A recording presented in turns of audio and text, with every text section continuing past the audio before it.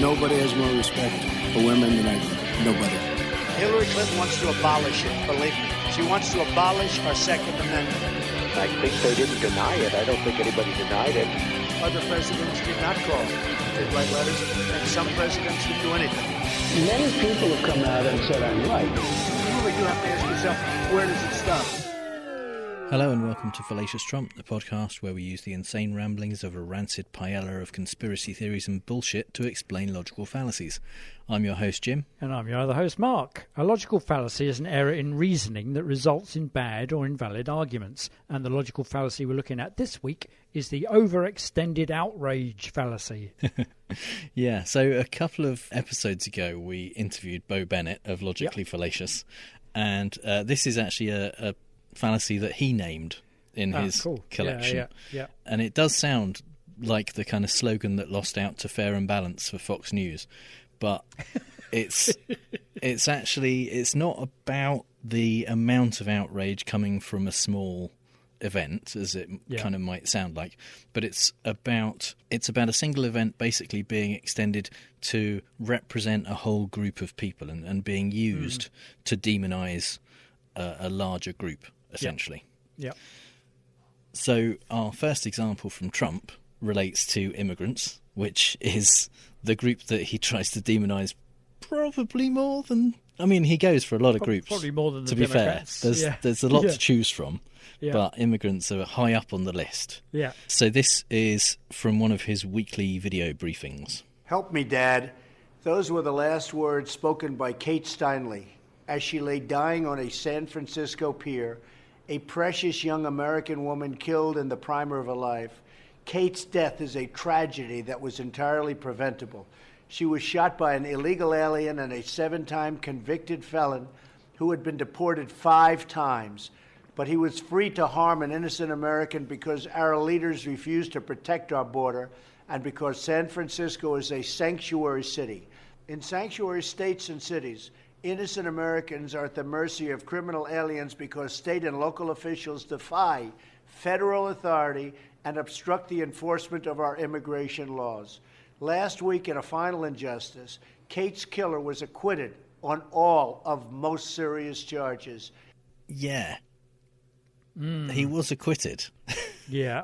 Which I think kind of undercuts some of what Trump was saying. Yeah. To be clear, he wasn't found guilty. He wasn't found guilty of murder. Yeah, because what happened, according to the case and according to what the jury found plausible in the case, was this guy Garcia Zarate. He was a homeless immigrant, and he found a gun on a pier, and according to the firearms experts, the trajectory of the gun, it fired, it went off and hit the ground, ricocheted, and then went another 78 feet and hit this woman, Kate Steinle, in the back. Yep. It killed her. He shot it and she died. And that's where the kind of the truth of what Trump is saying, it ends, really. Yeah.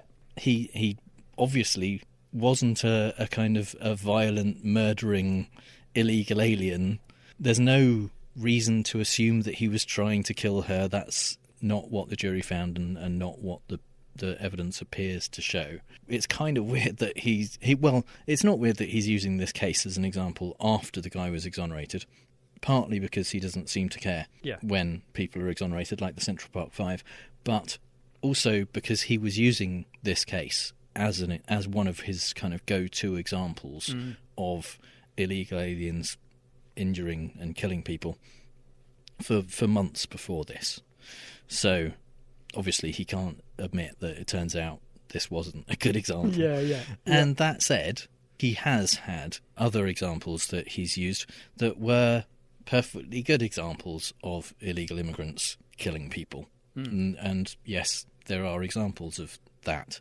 Yep. But that doesn't mean you can demonise illegal immigrants as a whole. Yeah. Because what he's not doing is demonising the entire police force because of one or two policemen. Yeah, well, he's taking great pains not to do that. Yeah. He's Yeah. using the bad apple argument on that Yes. side, but not for immigration. And Yeah. I mean, as we've discussed before, the statistics show that illegal immigrants are less criminal than the American population. Legal immigrants, documented immigrants, are significantly less likely to commit crimes than the kind of the American population as a whole. So it doesn't bear out the point he's trying to make, and the fact that he's saying essentially we need to get rid of immigrants. So our second Trump example is about the current autonomous zone in Seattle, which has now been renamed to CHOP, which is Capitol Hill Organized Protest or something like that. I mean, there's a few different backronyms for it. Yeah. But Trump doesn't classify these people as protesters. He tweeted, "Domestic terrorists have taken over Seattle, run by radical left Democrats, of course. Law and order." So, yeah, he has taken the fact that among all of the protests all across America, some violence has occurred, called that domestic terror, which is not the same thing at all, and then said that these people in Seattle who have essentially created a kind of Occupy Wall Street kind of camp in now 3 city blocks. It was 6 when they started, but they negotiated with the kind of local authorities to reduce the area, that they've taken over an entire city. Which is run by radical left Democrats. So so absolutely. Is that Seattle, or is that the domestic terrorists? Seattle, as the mayor is Democrat, and Washington State, Jay Inslee, the Democrat governor. The thing is, they're fine with it. The authorities in Seattle, largely, because it has been an extremely peaceful protest over a matter of weeks now. Trump doesn't accept that. No, of course and not. thinks they should go in with the military and take their city back. So take back control. And then just shouting law and order at the end. Law and order. Law and order. He does that a lot. What is that? So is he saying that it's filled with law and order? Because it is. It's hard to say. One of the tweets he did, he's been doing it occasionally over the last few weeks, is just a kind of all caps shout. One he did was just law and order, and people started tweeting back at him in all caps other TV crime shows. Excellent. That's brilliant. Starsky and Hutch. That's brilliant. And actually we got tweeted. I got forwarded that tweet by other members of the Outbursts, because we have a song called Law and Order, which is about wrongful arrest and police brutality, and it's it says, "Oh, son, I want to word with you about law and order," and so it just got sent to us. I went, "Hey, I didn't realise he was an Outburst fan." Law and Order. Excellent. So one of the things about this fallacy is that it's very easy for cognitive bias to creep in, because this kind of thing happens a lot on both sides, and it's one of those things where you really have to kind of watch yourself and analyse what you're doing, and figure out if you are trying to do a bit of special pleading and trying to kind of okay it when it's on your side. You can see where there would be an argument from the other side for the police brutality stuff that has been going on, and saying, these essentially isolated incidents shouldn't be used to demonise the police as a whole. And in fact, where we're doing this and we're protesting and we're saying, there's an inherent systemic racism, what we're actually doing is this fallacy, and looking at isolated incidents and assuming that they represent much more than they do. When you are approaching that and saying, well, no, in this case, actually, I think it is a reasonable thing to take seriously, and the police have this position of power that they shouldn't abuse, and there are many, many instances of this that go on, and it seems to be in disproportionately towards black people and things like that. I don't think we are doing special pleading when we do that. I don't think we are letting our bias creep in and saying it's okay on our side, but it's not okay on the other side.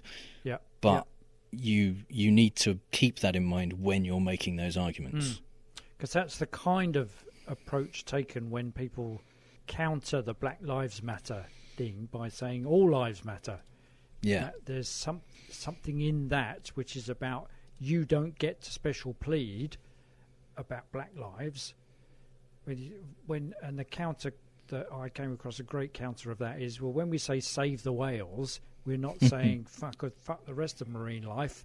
We're actually just saying there all animals matter. Yeah. There's a particular case where the whales are coming in for some particularly bad treatment, and we need to be aware of that. And not dissimilar to Black Lives Matter bringing to our attention this specific group that have suffered for a long time, and that seems to be systemic. So part of the consideration about the police's part in that isn't to tar everybody with the same brush in the police force, but to consider whether there is some institutional construct that has led to this particular phenomena, such that there are numbers of cases within the police force.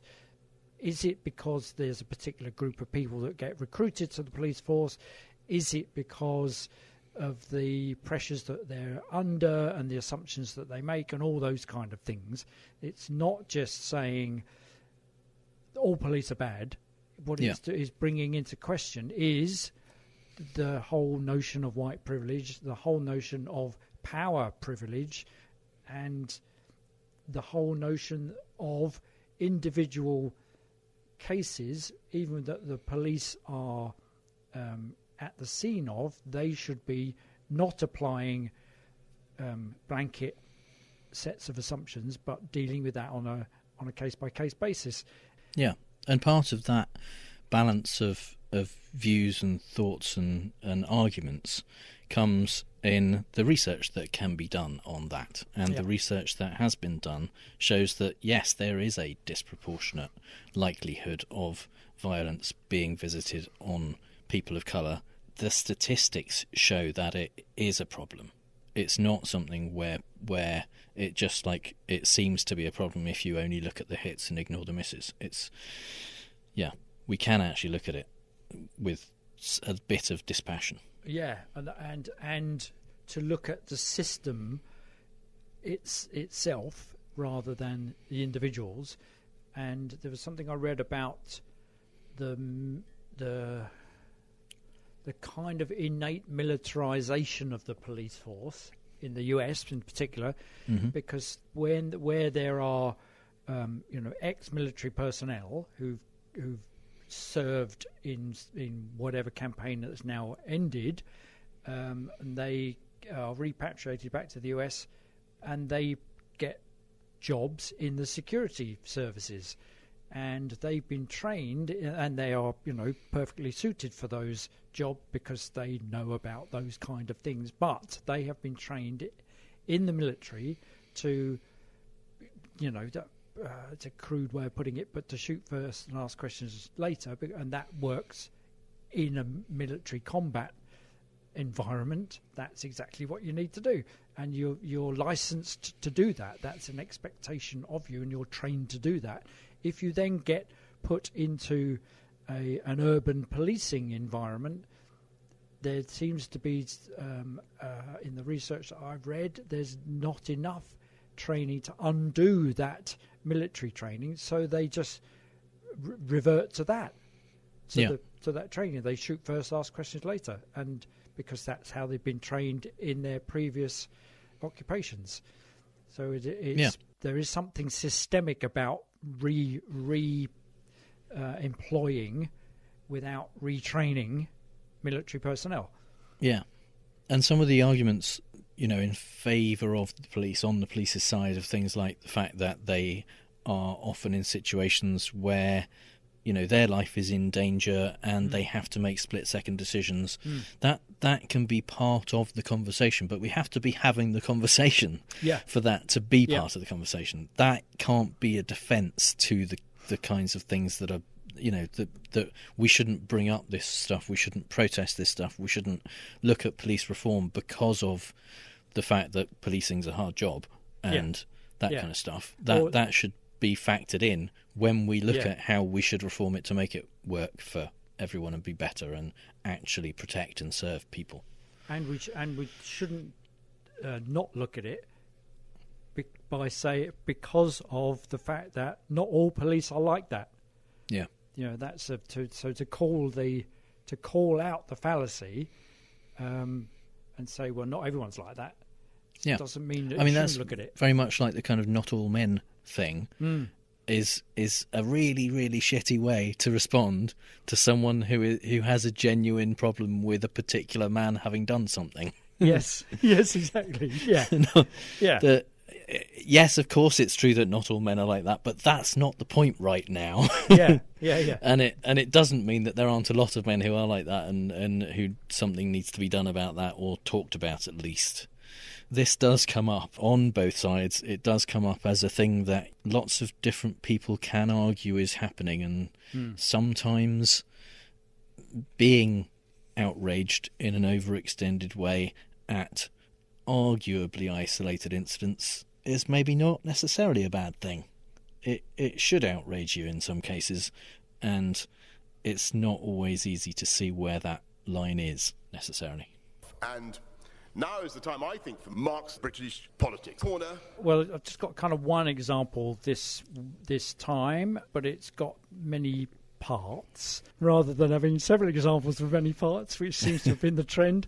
So this is the kind of the British response to the George Floyd incident in the US. There's been a reconsideration of the place of statues celebrating people who made their fortune and enacted great acts of philanthropy, and thereby statues were erected to them because they were part of the slave business. They made their fortunes through slavery, and the one in particular was in Bristol, which is in the west of the UK.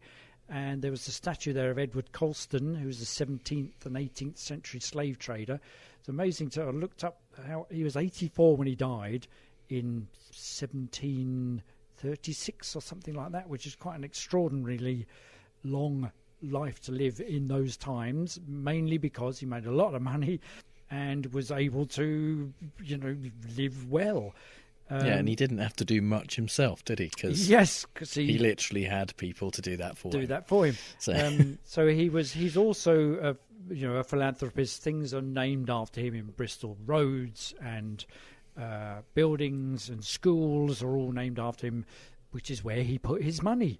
And he was also a Tory Member of Parliament. And Black Lives Matter protesters in Bristol pulled the statue down, rolled it along the street and threw it in the dock, which has a pleasing symmetry because, many of the slaves who fell ill or died were thrown overboard on the way back from Africa. So the outrage, the overextended outrage, my example is from Priti Patel, who's our Home Secretary, and she expressed outrage at the toppling of this statue. Well, I think that is utterly disgraceful, and that speaks to the acts of disorder, public disorder, that actually have now become a distraction from the cause in which people are actually protesting about and trying to empathise and sympathise with. Well, apart from being a completely mangled bit of syntax, basically what she's saying is it's a disgraceful act of public disorder and it's become a distraction from the Black Lives Matter cause. That people are trying to empathise with. Yeah, yes, exactly, yeah. But it's not. It isn't. See, I think what it is her view and the view of the government. They're a government of law and order. There's that phrase again. The Tories are always strong on law and order. So she's characterising the protesters as public disorder merchants. So there was an act of public disorder, which is the tearing down of the statue, and she's making that so that we characterise the protesters as actors of public disorder. They're not protesters, they're a distraction from it. Well, they're not. She's making it a distraction so that we see all of them as bad guys. Then a couple of days later, there was a kind of counter-protest. It was ostensibly made by people who were marshalled by Tommy Robinson, which is the nom de guerre of the right-wing representative who's been banned from several things because of his right-wingness. He had a call to arms of people to go protect the statuary around London of, fallen war heroes, and particularly Winston Churchill. And so a whole bunch of typically right-wing, bullet-headed, braces-wearing skinheads, they all turned up to protect the statues, only to find that the statues had already been protected by the Mayor of London, who'd boarded them up to prevent them being damaged by any protester.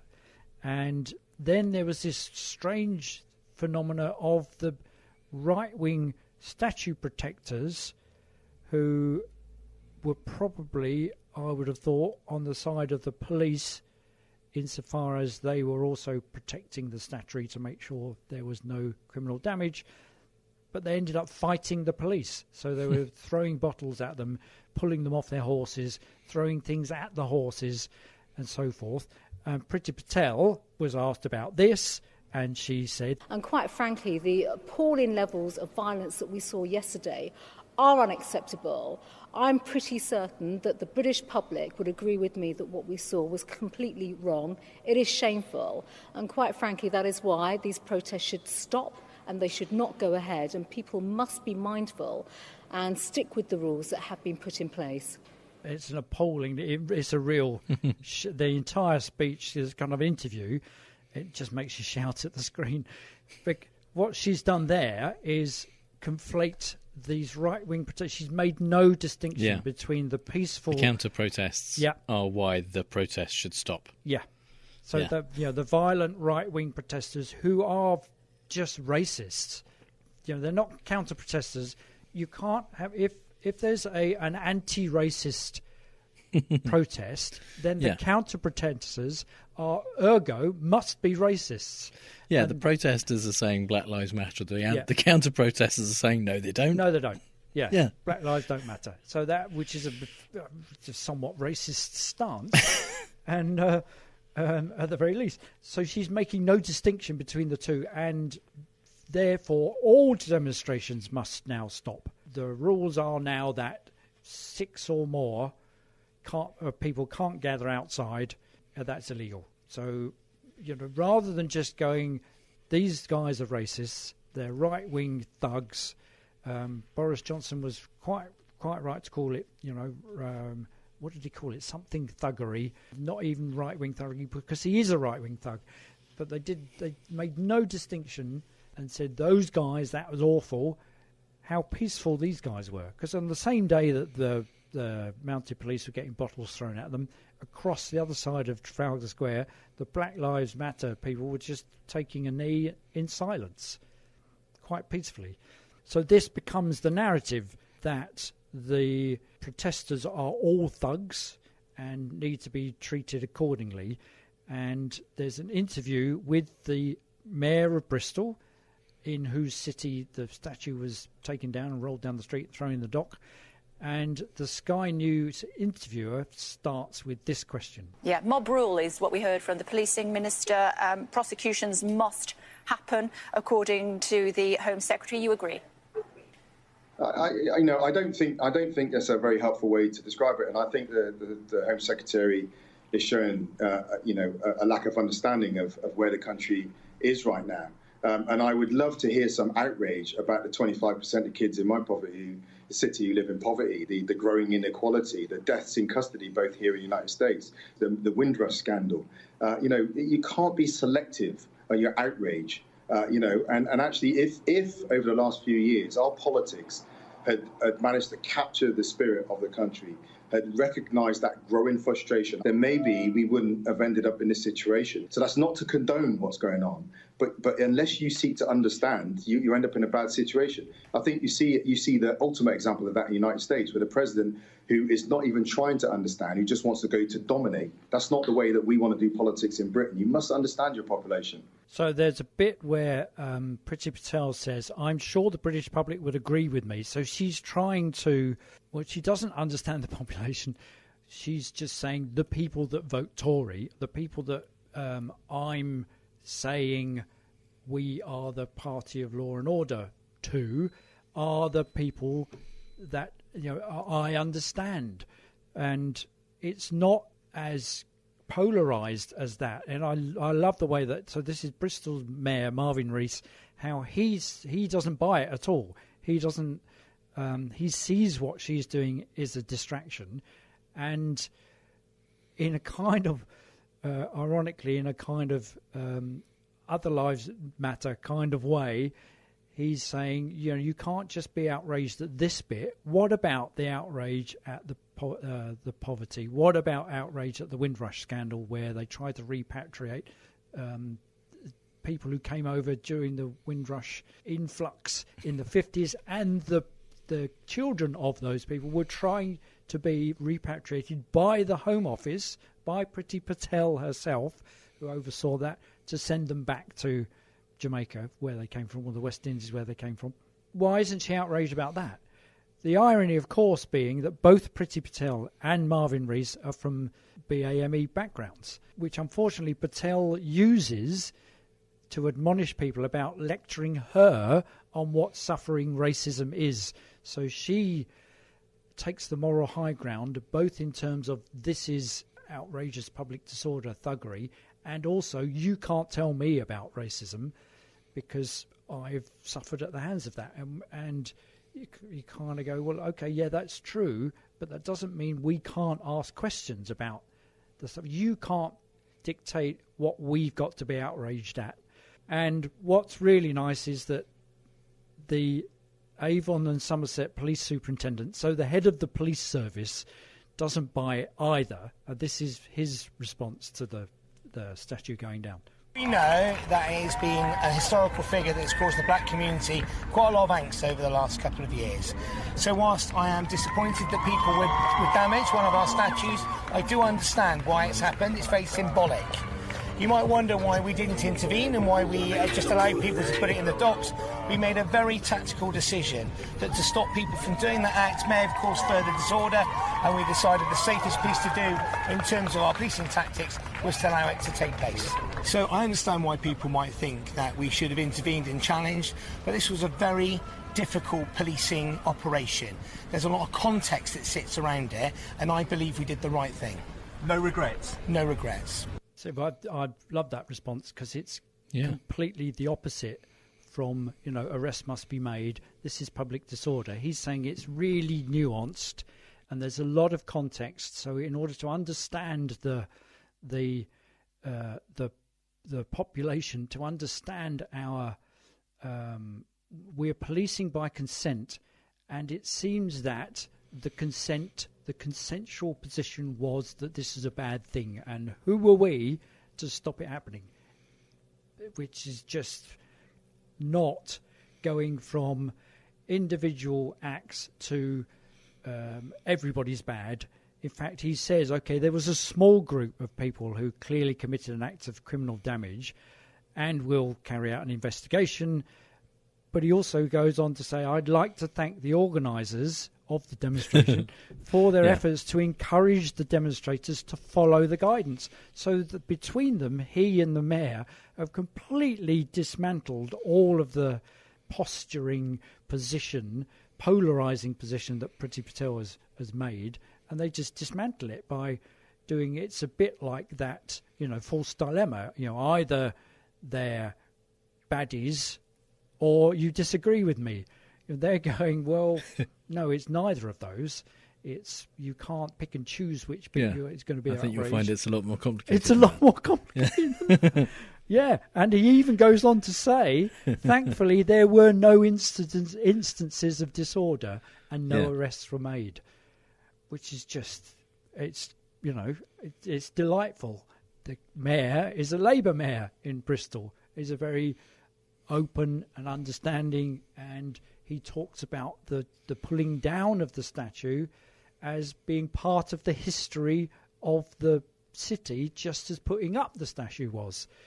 There's the suffragette movement began in Bristol, and it allowed people like Priti Patel to be members of Parliament.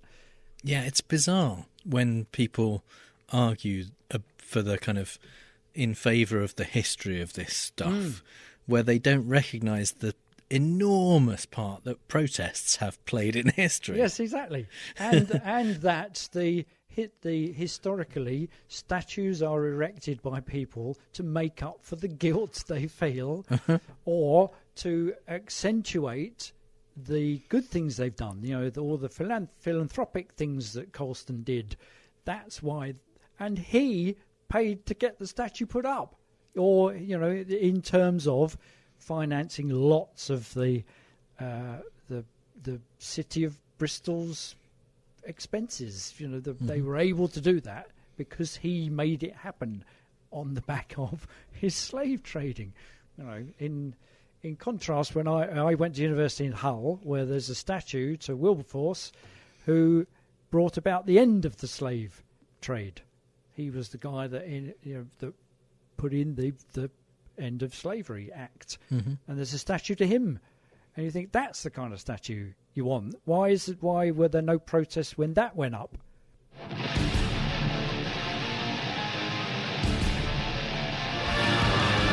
I am the fallacy, the spirit of outrage. I'm in the wild. I am the virus, I am the virus, I am the fallacy. Where resentment grows, comforting virus. I am the virus, I am the virus.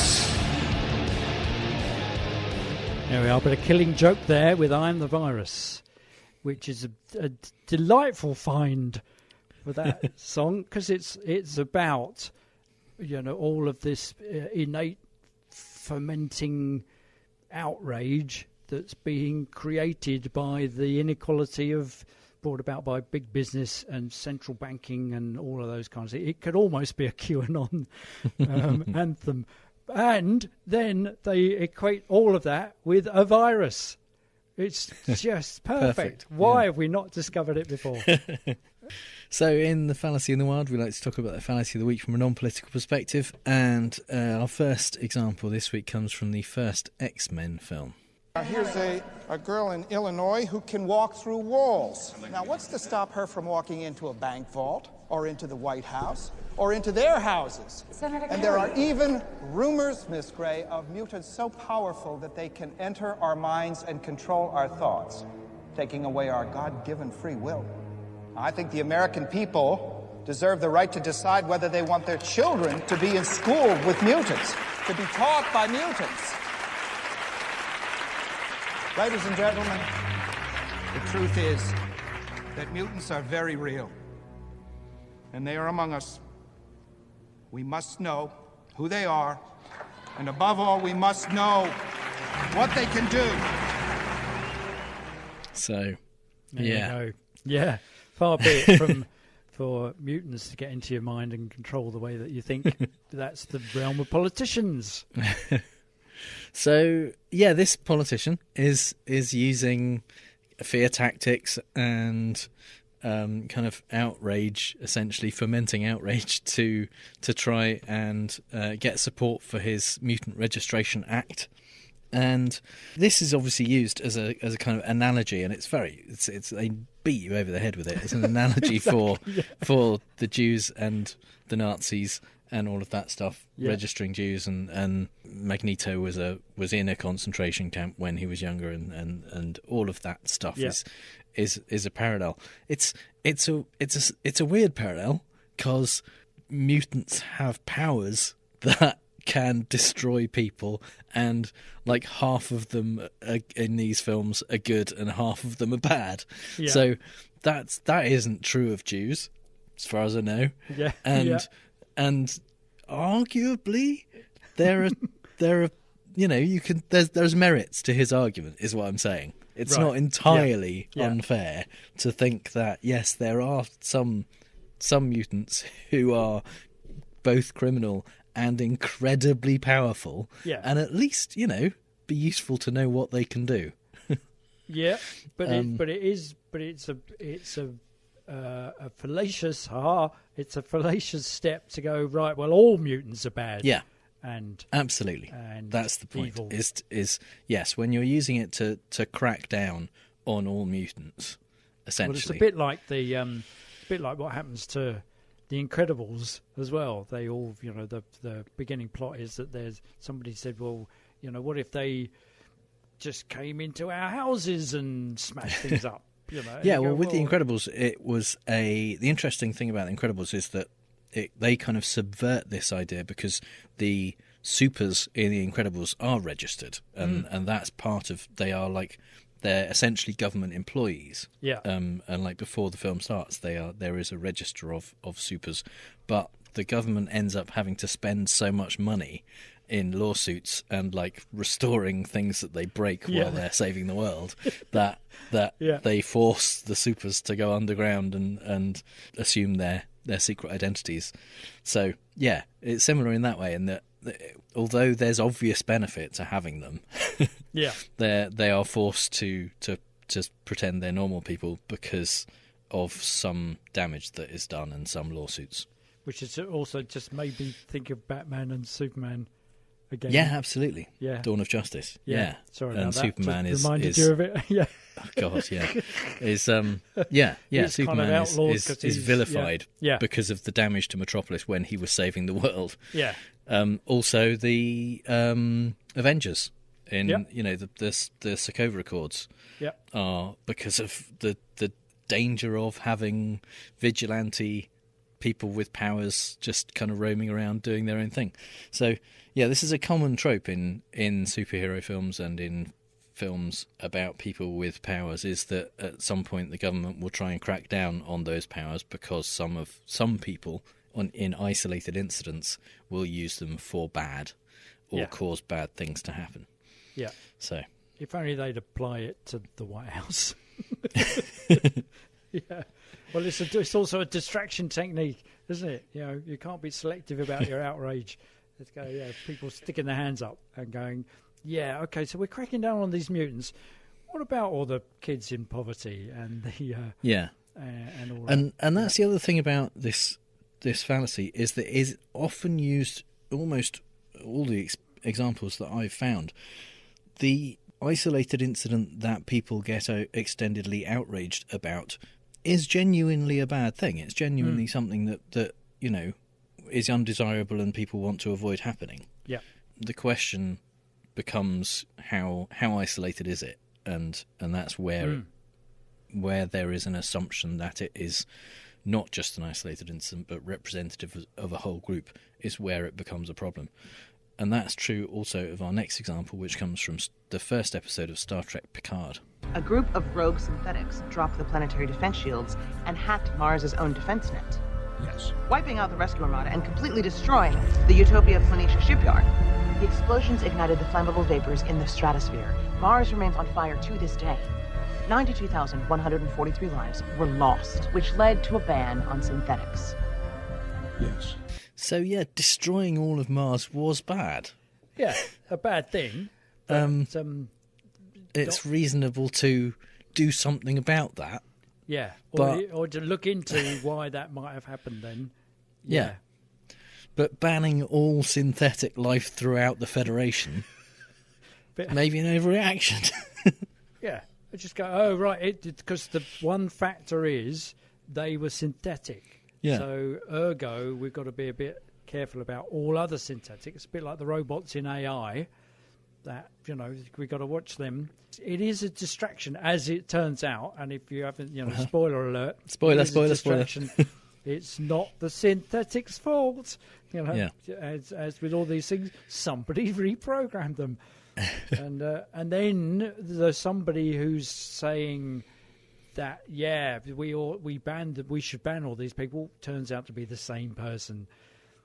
Yeah. And even then, actually, there's kind of, it's like a double layer on this, because the people who caused the synths to do what they did were a splinter group of another larger group, and the other larger group was demonized for that as well. So, yeah. So, finally in this section, we have an interview with Peter Benchley, the author of Jaws. The shark was like a maniac to me. It was an unstoppable, uncontrollable force. And that, when I was a child, was always the most scary thing, was the maniac, the guy with the axe who you couldn't stop. Peter Benchley has spent years now trying to establish a counterpoint to the myth that sharks are really out to get us. Made a good story, but that's all it was. It was a good story. If there's one thing I know for dead certain, it's that I couldn't possibly write Jaws today. I could not turn this beautiful beast into a villain. Yeah, so shark attacks are actually quite rare, and they tend not to be man-eaters, and according to some marine biologists, the kind of what actually gets a lot of people is the sharks kind of tasting them to see if they're turtles and things like that, rather than actually kind of frenzy trying to eat them. And then they just go, oh, no, that's not a turtle. And then But unfortunately, humans are soft, and that causes problems. Quite punchy. So just like a nibble, you know, just a taste. They're not very good at licking things, are they? Sharks generally, they tend to, you know, have to get a good chunk of something. And unfortunately, with the size of a shark's mouth versus a human, that it could lead to jumping to the wrong conclusion. Yeah, so all sharks essentially being tarred with the brush of the dangerous man-eaters who are out to get you. And in fact, I think it was it Jaws 4 where the same shark came after Michael Caine, it was a personal, definitely a personal this attack. Time it's personal. He knew it was him, and he followed him to Barbados or something to kill him. I think it was retribution for the Attack of the Killer Bees movie. that was it, you know. He was going. That's why he was going after him. That bloody Michael Caine makes some stinkers of movies. I'm going to just go eat him. I could do that. I could just. I hear he's in the water. I'm going to go get him. Yeah. So all sharks shouldn't be demonised for those films existing, essentially. Interesting that he says I wouldn't be able to make it now. Well, he wouldn't write it. He wouldn't. Be able to write that now, and in a kind of. It's not like Attenborough didn't exist when he did write it, but it's that kind of. It's a little bit disingenuous. He wouldn't be able to write it now because people have reacted against the fact that killer whales, the great white sharks, were being killed as a result of him having written Jaws. Yeah. Therefore, he wouldn't be able to write Jaws now. Yeah. Well, also, he's learned a lot more about them. I mean, he's dead now, but when this was made, he learned a lot more about it. He became a conservationist, basically. After having done the same thing about bears. With Shardik, which is it's basically shark with D in the middle. That's what he learned. What he learned was, 1 killer don't monster do sharks, do bears in the water, and then I could do another killer one in the Poor old bloody bear population going, no, don't, no, not us, no, we're fine. We've had enough bad press with that Goldilocks woman. And she broke into our house. Yeah, I mean, that was particularly unfair. She was definitely in the wrong there. Yeah. White privilege. So we're gonna play fake news, folks. I love the game. It's a great game. I understand the game as well as anybody. As well as anybody. Yes, it's time for Fake News, the game where I read out 3 Trump quotes, 2 of which are real and 1 I made up, and Mark has to figure out which one is fake news. See, what you've done in denying me the wins over the series so far is show how all referees are biased and they're only in it for their own personal gain at the expense of the participants. Yeah, power to the fair. players. Yeah. Power to the players. Can't argue with that. So, well, you're currently on 23 out of 51 because you've had quite an unprecedented run. I think it's like the last, I haven't actually looked up, but I reckon it's about 5 episodes you've won in a row now. Wow, So, and I'm almost within grasping distance of 50%. Yeah, Nearly yeah. halfway there. So wow. This week, it's not really a theme so much as just things he said recently that were crazy. So, that's always the theme, really, isn't it? Yeah. Things he said that are crazy. Well, it's not. There are always no recent. things that he doesn't say. This is all things he said this week. So, Okay. yeah, that's it. This first one is from a roundtable discussion on reopening the economy. He said, "Sometimes you'll see a building. It costs less money than another building that costs more because the one that built the one that costs more, this one looks better. The one that's cheaper, it looks better. They say, how much more did you spend for that building? Actually, we spent less. You can do that. It's called you have to know what you're doing." Oh, okay. Yeah. Right. Uh-huh. Mm-hmm. Okay. Right. Statement number 2. Mm-hmm. Well, there's just a hunger for the rallies, and I enjoy doing them, but they enjoy them more importantly than me. They enjoy them. It gives energy to everybody, and we have tremendous enthusiasm. If you look at the polls, we're way ahead of Sleepy Joe in terms of enthusiasm. We have enthusiasm like they've never seen before, actually, and Joe has the lowest, I hear, enthusiasm on record. Okay. And okay. Is there a record? Do people keep records of enthusiasm? Right.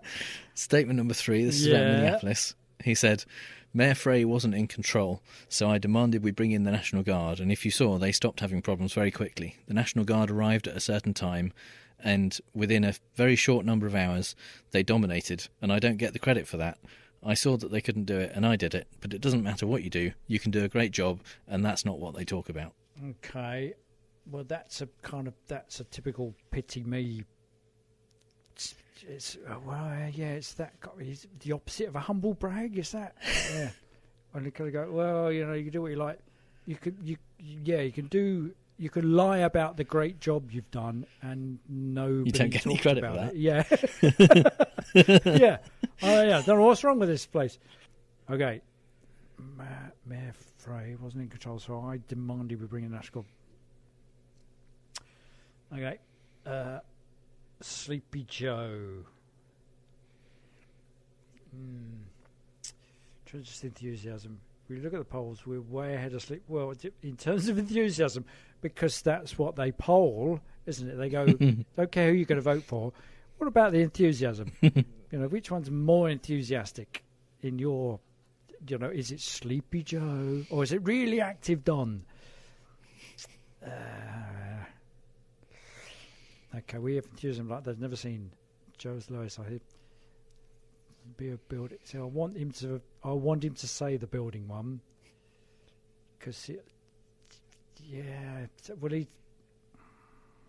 So the second one is the justification for the rally. Does he talk about rallies as rallies?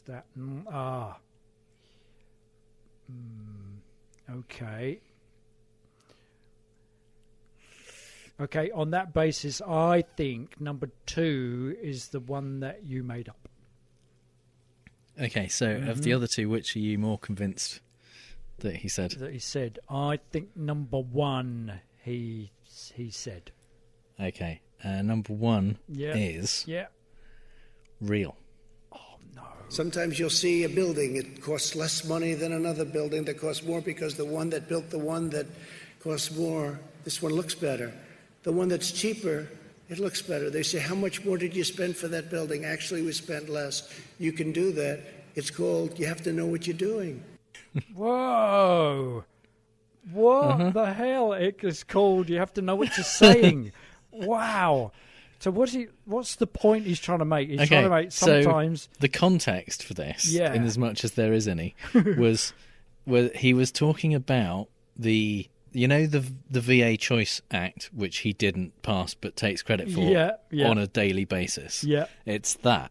He was saying that they've got Veterans' Choice, that they can go to a different doctor if they want, because, if they try and go to the VA, then it'll take them weeks, and people join the queue and they have nothing wrong with them, and then I don't know why they join the queue, and then when they get to the end of the queue they're terminally ill. But instead, because of him, thanks to him, not Obama, who passed the act in 2014, they can go to any doctor and the government will pay for it, and somehow this is cheaper, but it's also better. Just like sometimes buildings are cheaper but also better. That allegory that we always go for, that analogy that we leap to straight away. Just exactly like cheaper buildings that are also better than more expensive buildings. Yeah, it's that well-known phrase or saying. Sometimes you get cheaper buildings that are better than expensive. Oh yeah. Well, it's like that. What? He hasn't quite got metaphors. No. No. It's particularly because I'm making up both bits. It was enough to say, the thing that I passed, that I didn't pass, that Obama did, means that you can go anywhere. It's better and it costs less. Yeah, that's all you need to say. And then take credit for that, even though it's nothing to do with you. But no, he compounds it by making it far clearer by talking about what the hell. There isn't, if he had any nous, if he had any knowledge of the history of architecture, he would know that the buildings in Port Merion, the guy that designed those did that specifically to show that you could build good-looking houses for the price of bad-looking houses. That's why he built it. That's what he was going for. The Patrick McGowan series, The Prisoner, which was set there, was built on that basis. Yeah. So, you also think that number 3 is real? Yeah. And number 3 is fake news. Oh, wow. Nice work. That's very good. Yeah. Yeah, you see, it's got a certain gravity. I hesitate to use the word gravitas, but it's not got his normal rambling shite, though he is, which I was taken in by. There you go. And it's got all of the right words in there. Dominated in the right order as well. In the right order.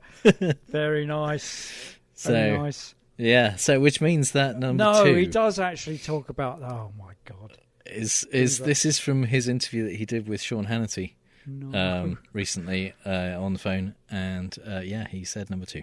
Well, there's just a hunger for the rallies, and I enjoy doing them, but they enjoy them more importantly than me. They enjoy them. It gives energy to everybody, and we have tremendous enthusiasm. If you look at the polls, we're way ahead of Sleepy Joe in terms of enthusiasm. We have enthusiasm like they've never seen before, actually, and Joe has the lowest, I hear, enthusiasm on record. Yeah, there are no records of enthusiasm. No, and who did they you hear don't that poll from? For enthusiasm. No.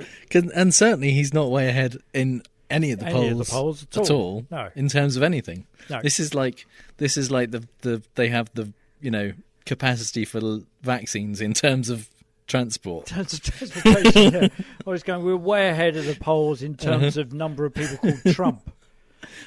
Yeah, we're way ahead. We've got lots of them in our campaign. Joe Biden's got no Trumps in his campaign, so we're way ahead in terms of that. There are more Trumps than they've ever seen before, and he's got the lowest number of Trumps on record. That's just what. It's just horrible, isn't it? And it's full of the. This is why I thought you made it up, because it's full of all of his tropes. We have tremendous. We're way ahead of. And they've never seen before. Like they've never seen before. And I hear. Yeah, they're all in there. I was fooled by the man himself. Oh my God! I thought he went on to say how excited they are in Tulsa, the officials, the kind of government, that they're going to be holding his next rally there. Which isn't true at all. The officials have kind of almost begged him not to go there because they are in the middle of an outbreak, of a kind of spike in coronavirus, and so let's gather everybody they think together. that packing 20,000 people with almost certainly significant comorbidities in a room together with who are kind of brainwashed into thinking masks are for weak people. And it's we'll all probably be not a good idea. shouting into the backs of the heads of the people in front of them. And covering them in spit. Yeah, when you chant "lock her up," it does tend to spread the virus around a bit. And he's going to make sure there are lots of plosive consonants in the things, you know. Yeah. Vote Trump. See, as soon as you do a ch, that's it. You know? And he's going to say China as well a lot. That the front row will be soaked. So, Jesus, yeah. So unfortunately, that means you won. Your run has come to an end. Man, come crashing down. You see, as I say, it's unfair. All referees are the same.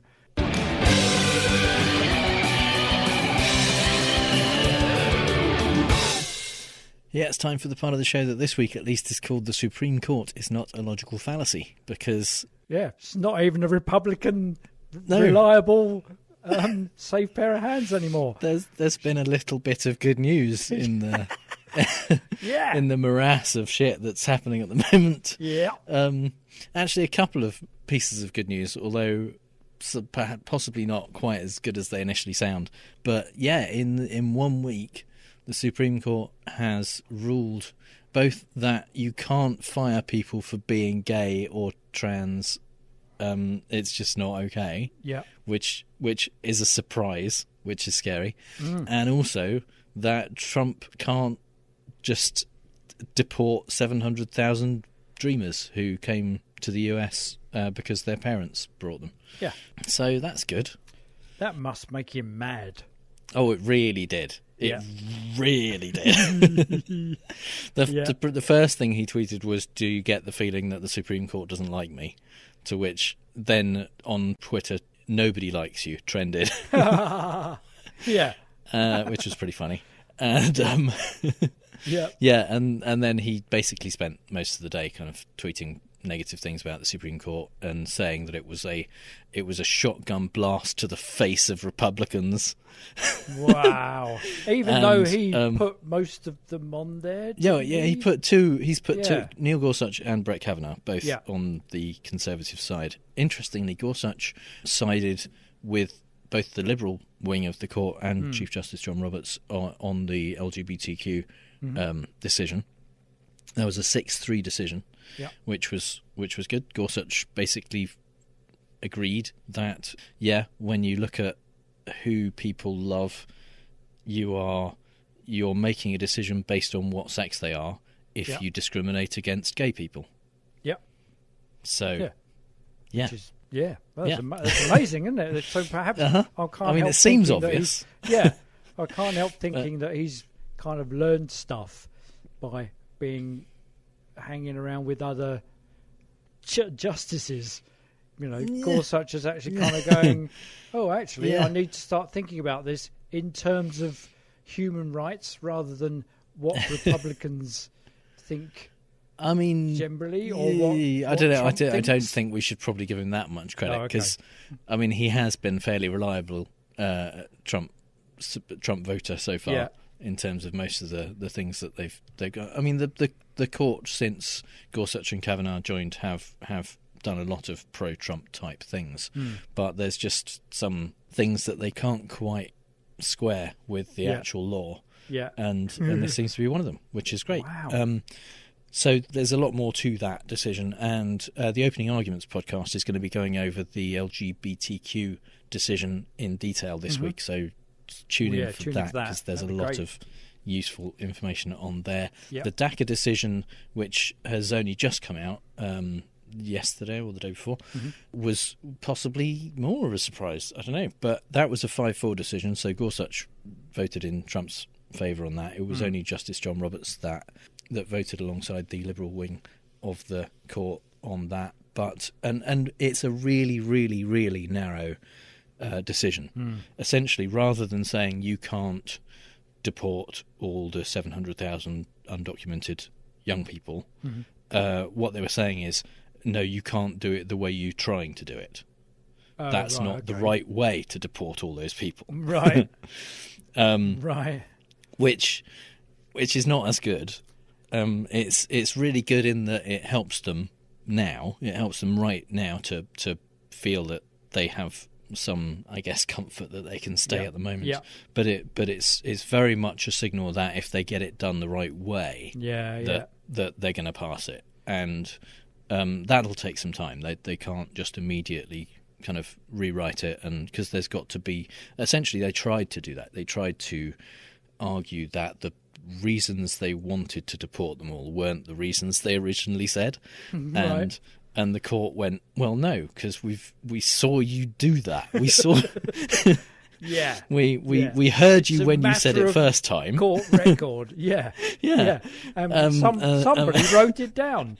Yeah. Absolutely. We've seen you just changed your mind on that thing. Yeah. So they need to basically kind of lay some groundwork before they can properly come back with a different argument, a different legal argument. Right. So that's not going to happen before November. So if you want the Dreamers to have a chance of staying in the US, don't vote for Trump.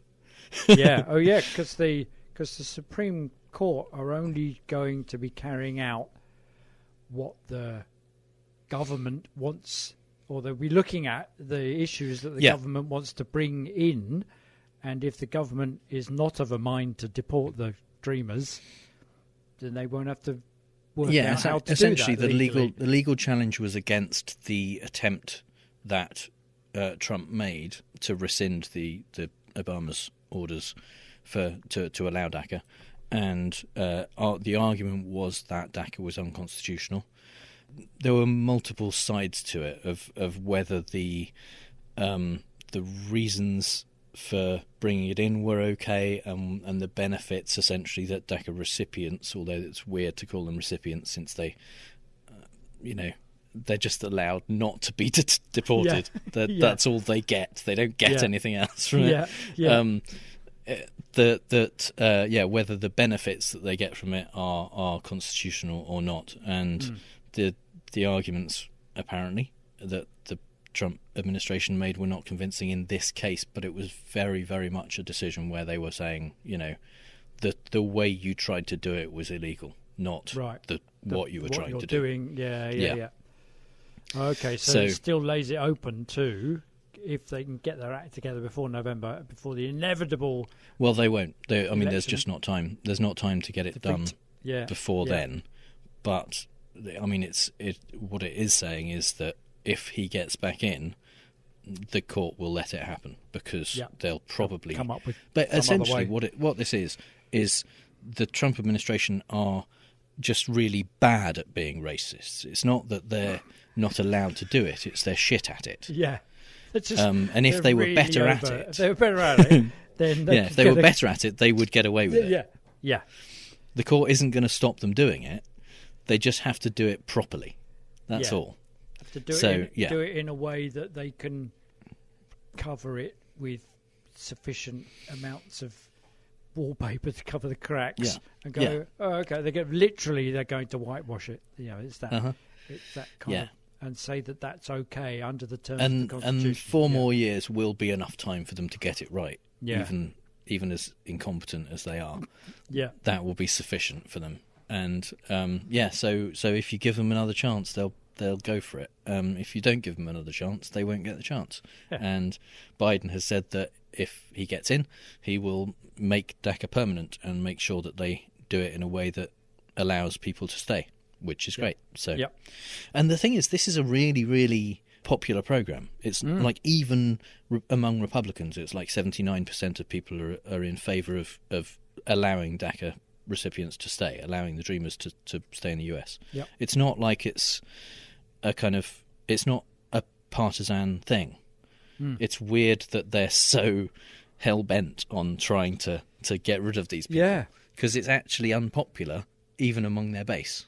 Yeah, which is odd. Well, it reminds me of the mood of the nation when the Home Office in the UK tried to deport the children of the Windrush generation. Absolutely. Absolutely. Send them back to places that they've never lived. They're native British people. They just their parents just happened to have come over at the invitation of the British government in the 50s to come and live and work and pay their taxes and bring up their families and contribute to society for 60 years, and their children who were suddenly saying, well, where's the proof that you were born here? I said, well, my birth certificate. Where's the proof that your parents are here? Well, it was in the records that have mysteriously got burned or disappeared or through no fault of their own. It just So that was a monumentally unpopular and absolutely thing on both the right and the left, and yet they kind of pursued it to the end of capturing the extreme right-wing vote from the Brexit party and Farage's UKIP party prior to that. People saw through it, so to kind of pursue it relentlessly, for them to do that with the DACA dreamers just seems spiteful. I mean, the cruelty is the point. Yeah, that's all it is, really. So Trump tweeted the recent Supreme Court decisions, not only on DACA, sanctuary cities, census and others, tell you only one thing. We need new justices of the Supreme Court. If the radical left Democrats assume power, your Second Amendment, right to life, secure borders and religious liberty, among many other things, are over and gone. Wow. I mean, that's a slippery slope argument. Yeah, there you go. For the ages. Yeah. It's and the thing is, if the radical left Democrats assume power, if Joe Biden gets in, the most that's likely to happen is that RBG will finally be able to retire and be replaced by a similarly left-wing justice. Yeah, that's pretty much it. There's no one else. Maybe Breyer might retire as well. He's getting on, but most of the Conservatives ones are pretty young. Certainly Gorsuch is like 54. Which is young for a Supreme Court justice, and Kavanaugh's not that much older than that. So they're not going to be able to replace any of the right wing justices. Alito and Thomas probably aren't going to retire. But I don't know. Wow. I don't think they're gonna be able to get more left wing justices on the court if Biden gets in. Unfortunately, no. I mean, where does he kind of? That's a real. Well, it's a overextended outrage, isn't it? Because it's going. Well, look, this is what happened. If you do this, this is what'll happen. Do you want that to happen? No, it's that. And how do you get people outraged? Well, you say your Second Amendment and right to life and secure border and religious liberty all gone, all shot to pieces. Well, that might be. That won't be true anyway, but it might be true if the entire Supreme Court was made up of radical left-wingers, but it's not. If it is made up of radical left-wingers, then they would maintain religious liberty. They would maintain the right to life. They would maintain Second Amendment. And they would, why would that mean insecure borders all of a sudden any more than they are now? The Second Amendment's an interesting one, because also this week there were 10 Second Amendment cases that were petitioning to be heard by the Supreme Court, and a lot of people thought that this would be an opportunity, with the most conservative Supreme Court we've had for a long time, for those to kind of be ratified or be at least heard. But the court declined to hear all 10 of them, which is quite surprising, because you only need the process to get certiorari, where the Supreme Court agrees to hear the case, only needs 4 justices to decide that they would like to debate it, basically. So the 4. So not even 4 of them. Yeah. So even the whole of the right cases. wing of the court basically didn't agree that those 10 cases were worth listening to. They passed them back down to the appeals courts, And some of those cases would arguably restrict some of the most, trying to make guns as available as possible type things. Yeah. So I guess they felt they didn't have the votes, or they didn't have, they couldn't convince maybe Roberts to side with them on those things. Mhm. But this was their best chance. If it's not going to get more right wing unless Trump gets back in which case that would be their chance. Time to leave the planet then. Yeah. That's when we need to cozy up to Elon Musk and hitch a ride to Mars. I was reading something where scientists said they only need 110 people to establish civilization on Mars. I think, well, that's quite good. Yeah. It's looking more and more attractive. Definitely. Yeah. Yeah. As long as there aren't any synths. Yeah. Yeah. No, yeah. Ooh, no, we don't want that. All mutants. Yeah. Mind you, Mars is full of mutants, depending on what film you watch. Yeah. True. And finally, some things we really don't have time to talk about. Well, the protests are working. Not in the sense of actual police reform or any serious plan to address systemic racism, but NASCAR have banned Confederate flags. So, yay?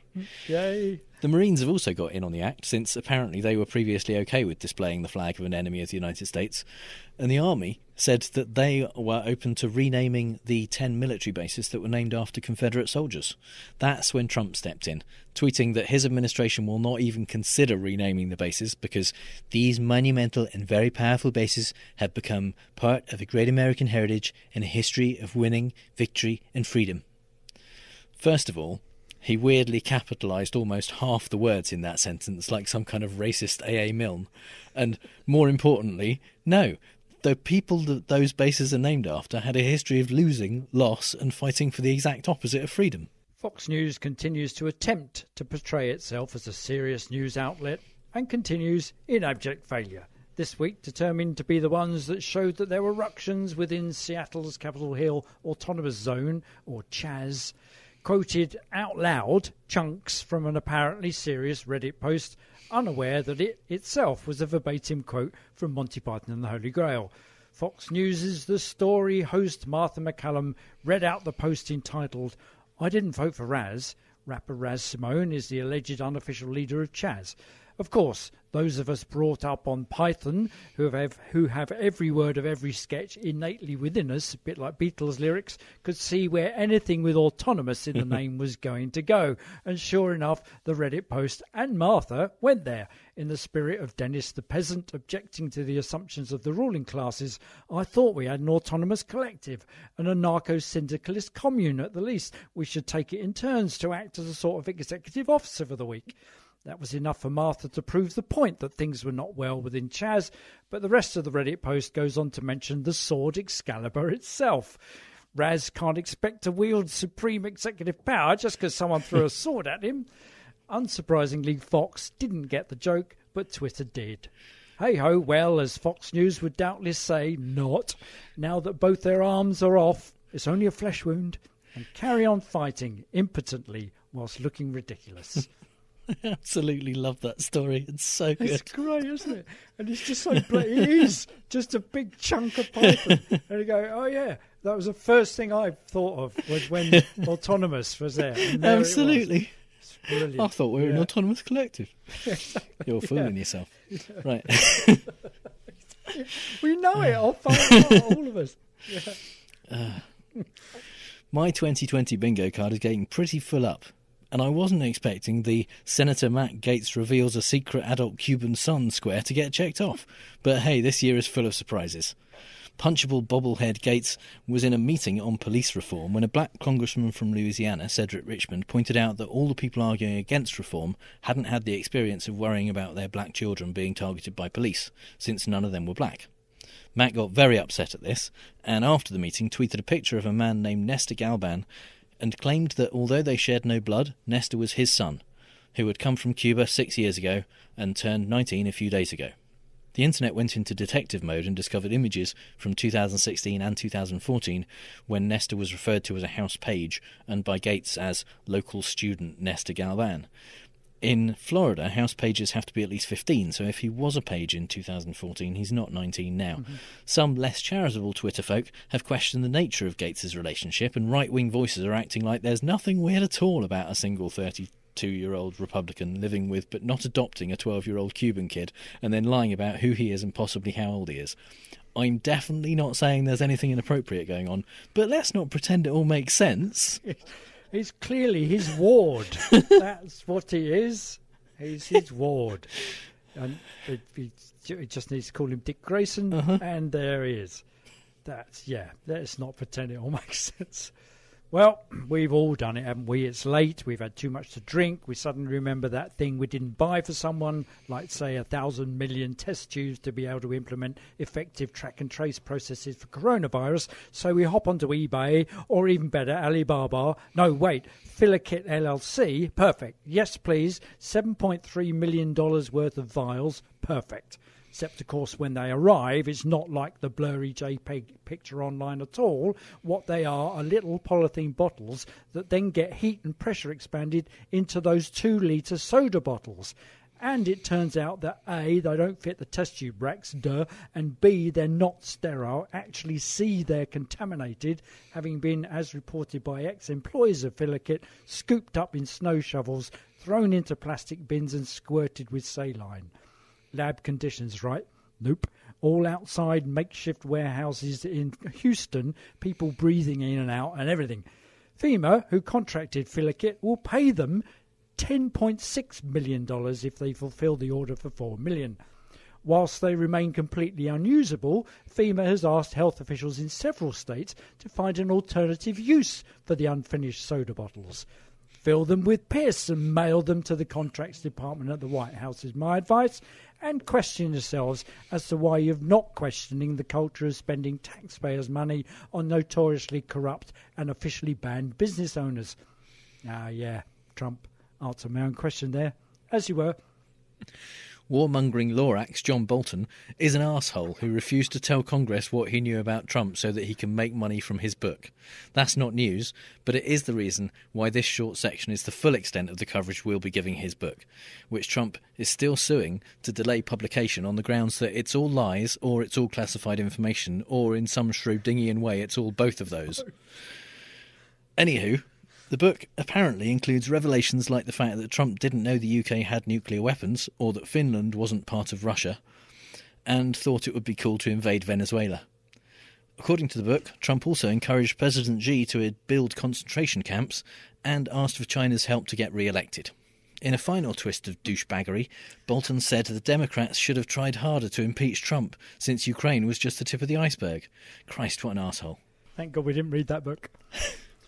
CNN released a poll on Monday last showing Trump trailing behind Biden by 14 points, 55% to 41%, amongst registered voters. It also finds the president's approval rating at 38%, the lowest since March 2019, and the disapproval rate at 57%. In a superbly ironic letter to CNN President Jeff Zucker, which does its very hardest not to say, it's not fair, stop it, gives a detailed account of how the White House press office actually works, when arguing in the cease and desist letter to Jeff that the CNN poll is, and I quote, designed to mislead American voters through a biased questionnaire and skewed sampling. It's a stunt and a phony poll to cause voter suppression, stifle momentum and enthusiasm, and present a false view generally of the actual support across America for the president. What they've inadvertently done in coming up against the actual truth is release a description of how they've been running the Trump campaign all this time. It's okay, Donnie, we're not taken in by CNN at all. We know you've been doing all that all along. The truth hurts, mate. The truth hurts. The Trump campaign finally got 2 races for Facebook this week, as the platform took down 88 of the campaign's identical ads on the ground that they violated Facebook's policy against organised hate. Moving swiftly on from the revelation that Facebook is fine with hate so long as it's chaotic enough, the ads featured an inverted red triangle which the campaign claimed was widely used by Antifa, but is much better known as the symbol the Nazis used to identify political dissidents in their concentration camps. The Antifa angle seems to be based entirely on a single T-shirt on a Design Your Own T-shirt site, which used the red triangle as a background behind the word Antifa. The fact that there were 88 ads is probably just a coincidence. But since 88 is white supremacy code for Heil Hitler, since H is the 8th letter of the alphabet, it's not one of those fun coincidences. No. OK, in a packed week in the UK, riots in Bristol, riots in London and every other major city. A statue gets toppled physically, others get voted to be taken down. People designate themselves as statue protectors and turn up in London only to find the mayor's got there first and protected them with boards and police and stuff, so the protectors fight the police. Boris tries to start a culture war saying Churchill shouldn't be dismantled when no one said he should be. The mayor's protected him with boards already. The government fails to get schools safe enough for kids to go back because they're too busy making shops safe, and then try to blame everyone in opposition for that. Despite that they all vote to not extend free school meals to children over the summer holiday, until a footballer with millions more Twitter followers than Boris says they should, and then they agree with him because it might mean more votes. Boris decides to paint his plane red, white and blue at a cost higher than feeding hungry kids for the entire summer, thus rendering the structural integrity of the plane, if not the government, slightly suspect. Sometimes you simply can't paint over the cracks. As Dennis would say, come and see the violence inherent in the system. Help, help, I'm being oppressed. So, what a giveaway. So that's all the bad arguments and faulty reasoning we have time for this epeisode. You can find the show notes at fallacioustrump.com, and if you hear Trump say something stupid and want to ask if it's a fallacy, our contact details are on the contact page. If you think we've used a fallacy ourselves, let us know, and if you've had a good time, please give us a review on Apple Podcasts, Stitcher or wherever you get your podcasts. And you can support the show at patreon.com/ftrump, just like our newest patrons, Amber Buchanan and Adrian Clement. Thank you very much, guys. Very nice to have you as patrons. Thank you. And all of our patrons, including Amber and Adrian, will be able to hear from next week the newest book that we are reading and commenting on, which is QAnon, An Invitation to the Great Awakening, which is, so far, insane. So yes. Astonishingly so. If you want to join us for that, go ahead and go over to patreon.com. You can connect with us and other listeners in the Facebook group at facebook.com/groups/fallacioustrump. All music is by The Outbursts and was used with permission. So until next time on Fallacious Trump, we'll leave the last word to the dominant. That's right, go home to mommy. Bye. Bye!